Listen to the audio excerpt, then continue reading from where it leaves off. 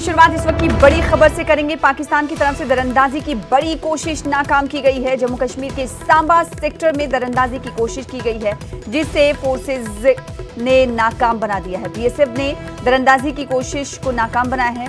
बैनुल-अक़वामी सरहद पर बीती रात मुश्तबा हरकत की निशानदही की गई, जिसके बाद बीएसएफ ने इस कोशिश को नाकाम बनाया। सांबा में मंगू चेक चौकी के करीब ये वाक़या पेश आया।